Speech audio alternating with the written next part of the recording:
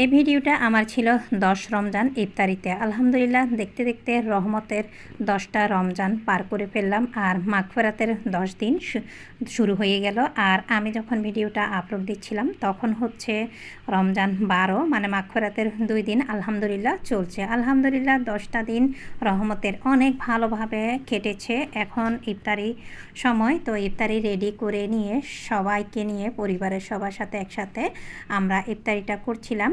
তো এই তো ইমনের আব্বু গ্রিল চিকেন নিয়ে আসছে আর ইফতারি শরবত, পানি, চূড়া সব কিছু রেডি করে নিয়ে, আর আমাদের ডাইনিং টেবিলটা যেহেতু সিঙ্গেল, আবার অনেকে প্রশ্ন করবেন যে আমরা ডাইনিং টেবিল রেখে কেন ফ্লোরে বসে ইফতারি করছি, হয়তো বা অনেকে সে প্রশ্ন করবেন। তো আসলে 4 জনের ওখানে বসে খুব বেশি কমফোর্টেবল মনে হচ্ছিল না।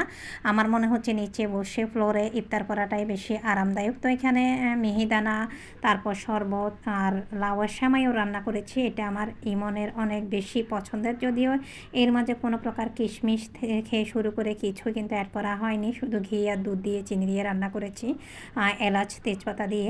ওরা কিশমিশ এগুলা কিন্তু একদমই পছন্দ করে না, নারকেল যেটা না দিলে আমি খেতে পারি না, যদিও আমি এক্সট্রা দিয়ে খেয়ে নিই। তো আপনাদের সাথে কথা বলতে বলতে এরই মাঝে কিন্তু আলহামদুলিল্লাহ আজানটা হয়ে গিয়েছে, আমরা পানিটা মুখে দিয়ে নিয়েছি।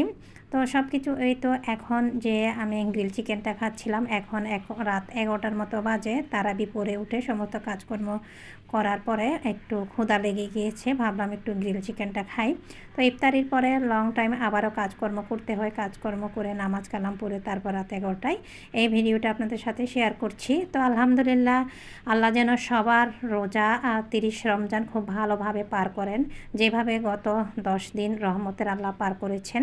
আল্লাহ যেন সবাইকে ভালো রাখেন, এই রমজান মাসে সবাইকে ভালোভাবে চলার তৌফিক দান করেন।